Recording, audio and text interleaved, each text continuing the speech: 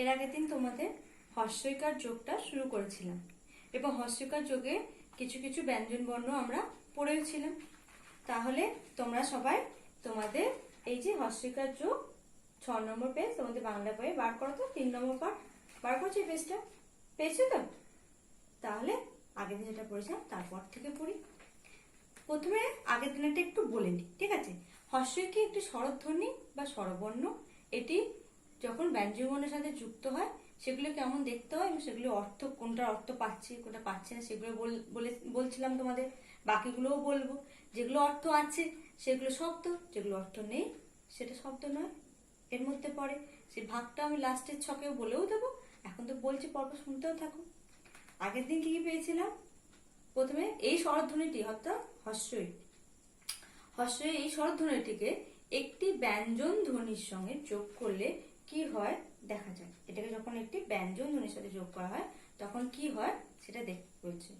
কি প্রথমে কি পেলে? কয় হস্যই কি, এটা একটা বিশ্বসূচক শব্দ। তারপরে ক্ষয় হস্যই খি, এটার অর্থ নেই। গয় হস্যই গি, এটারও অর্থ নেই। তারপরে ঘি, ঘয় হস্যই ঘি, ঘি মানে খাদ্যবস্তু।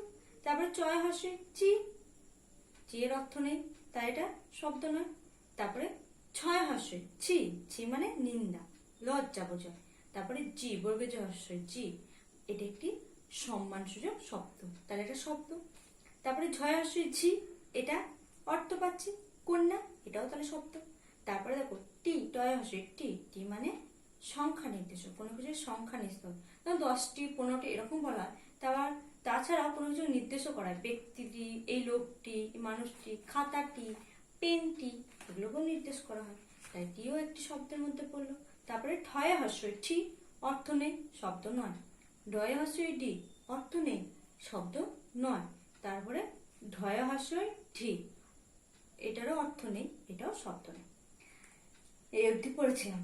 এরপরেরটা আমি তয় হস্যই তি, এর কোনো অর্থ পাওয়া যায় না, তিটাও তাহলে শব্দ নয়। তারপরে থয় হস্যই থি, এটারও কোনো অর্থ পাওয়া যায় না, এটাও তাহলে শব্দ নয়। তারপরে দেখো দয় হস্যই দি, আমাদের থেকে বড় যারা হয় তাদেরকে আমরা দিদি বলি, দিদি, সেই দিদিটা কি বলা হয়? দি, দয় হস্যই, তাহলে অর্থ পেলাম তো, তাহলে এটা শব্দ। তারপরে ধয় হস্যই ধি, ধি মানে বোধ শক্তি, জ্ঞান, বুদ্ধি বোঝায়, তাহলে ধিটারও একটা অর্থ পেলে, তাহলে এটা শব্দ। তারপরে দন্ত হস্যই নি, তারপর আমরা যেমন যাইনি বলি না, খাইনি মানে নাই, নমর্থ মানে কোনো কিছু আবার অভাব বোঝাতে নেই, এটা বোঝাতেও হয়, তাই নিটারও একটা অর্থ পেলে, এটাও শব্দ। তারপর পয় হস্যই পি, এটা কোনো অর্থ নেই, এটা শব্দ নয়। তারপরে ফয় হস্যই ফি, ফি মানে প্রত্যেক, প্রতি, এটা বোঝায়। আবার ফি মানে বেতনকেও বোঝায়, ফয় হস্যই ফি, তাহলে অর্থ পেলাম, তাহলে এটা শব্দ। তারপরে বয় হস্যই বি, এটা এক ধরনের তোমাদের উপাধিও বলতে পারো, আবার স্নাতকের একটা ডিগ্রি বি, বয় হস্যই, তাই এটারও অর্থ পেলাম, এটাও শব্দ। তারপরে ভয় হস্যই ভি, এটার কোনো অর্থ নেই, এটা শব্দ নয়। ময় হস্যই মি, এটার কোনো অর্থ নেই, তাই এটা শব্দ নয়। তারপর উঞ্জ হস্যই জি, এটাও কোনো শব্দ নয়, এটারও কোনো অর্থ নেই।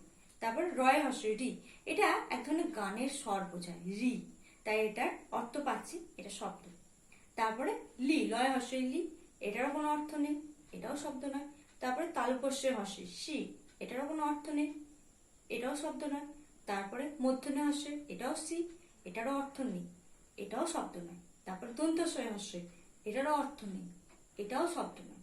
আর তারপরে রয়েছে হয় হস্যই, এটারও কোনো হি, হয় হস্যই হি, এটারও কোনো আমরা অর্থ পাই না। তাহলে তালব্যস্য হস্যই, মূর্ধন্য হস্যই, দন্তস্বয় হস্যই, এগুলো সবই উচ্চারণ সি, এবং এগুলো একটাও অর্থ নেই, তাই এটা একটাও শব্দ নয়। আর হয় হস্যই হি, এটাও শব্দ নয়, কারণ এটার অর্থ নেই। তাহলে এরপরে তাহলে আমি অর্থগুলো বলে দিলাম, আর আমি তারপরটা দেখি কি বলেছে বই দেখো। এবার দেখো তো এগুলোর মধ্যে কোনটি শব্দ যার অর্থ আছে আর কোনটি শব্দ নয় যার অর্থ নেই, কোনটা অর্থ আছে কোনটা অর্থ নেই আমি বলে দিয়েছি, আর তার 2 কলমে সাজাতে পারো কিনা একটি করে দেখানো হয়েছে।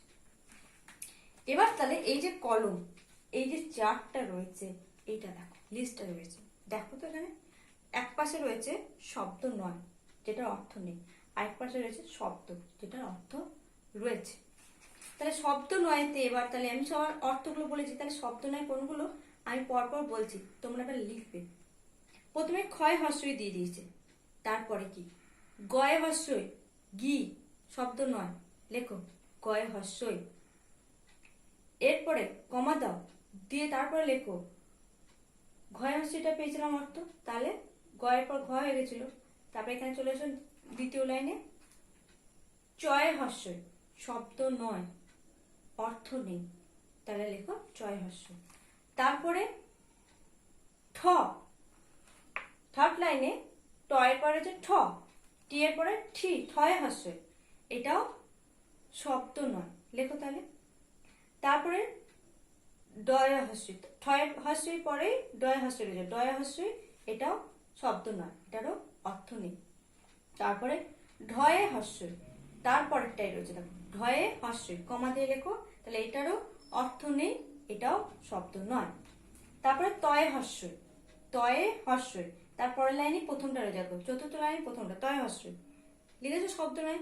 তারপর কমা দাও, তারপর লেখো থ, তয়ের পরে থ রয়েছে, থয়ে হস্যই, এটাও শব্দ নয়, এটা কোনো অর্থ পাচ্ছি না, লিখেছো। তারপরে লাইনে, তারপরে লাইনে তোমরা যেটুকু রয়েছে দি ধি নি, ওই লাইনে যেটা রয়েছে সেগুলো নয়, পরেরটাতে চলেছো পয় হস্যই, লেখো এটারও অর্থ নেই, তাহলে এটাও শব্দ নয়, পয় হস্যই। তারপর ফয় হস্যটার অর্থ আছে, বয় হস্যটারও অর্থ আছে। তারপরেরটা কি রয়েছে ভয় হস্যই, অর্থ নেই, শব্দ না, লেখো ভয় হস্যই। তারপরেরটা কি রয়েছে ময়ে হস্যই, অর্থ নেই, শব্দ নয়, মি ময়ে হস্যই। তারপরের লাইনে দেখো উঞ্জয় হস্যই, এটার অর্থ পাওনি, লেখো উঞ্জয় হস্যই, শব্দ নয়, এটা লেখো।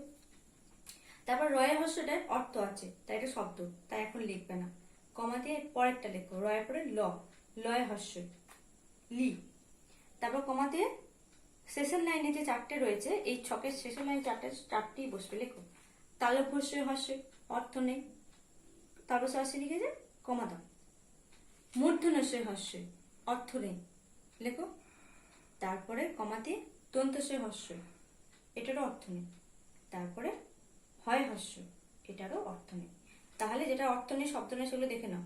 খি, গি, চি, ঠি, ডয় হস্যই, ঢয় হস্যই, ডি ঠি, তয় হস্যই, তি, থয় হস্যই, থি, পয় হস্যই, পি, ভয় হস্যই, ভি, ময় হস্যই, মি, উঞ্জয় হস্যই, জি, লয় হস্যই, লি, তালবস্য হস্যই, সি, মূর্ধন্যস্যই, সি, দন্তস্যই হস্যই, সি, হয় হস্যই, হি।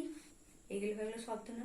এরপর যেগুলো বাকি থাকবে সেগুলো শব্দের মধ্যে পড়বে, এটা আবার পরের দিন করবো। এগুলো দেখতে থাকো, ভালো করে মনে দেখে নাও কোনগুলো শব্দ নয়ের মধ্যে পড়েছে। আগের দিন আমি উচ্চারণগুলো পড়িয়ে দিয়েছিলাম, কি কিগুলো সবই পড়েছিলাম, হস্যইকার যোগ করে ব্যঞ্জনবর্ণগুলো কি উচ্চারণ হয় সেগুলো ভালো করে নিজেরাও পড়ো, ভালো করে দেখে নাও। আর শব্দ নয়ের যেটা লিস্ট এটাও দেখে রাখো, এরপর দিন আবার বাকি অংশটা। আর এইগুলো অবশ্যই হস্যইকার যোগ করে ব্যঞ্জনবর্ণগুলো খাতায় লিখে প্র্যাকটিস করো, ঠিক আছে? Okay students, by.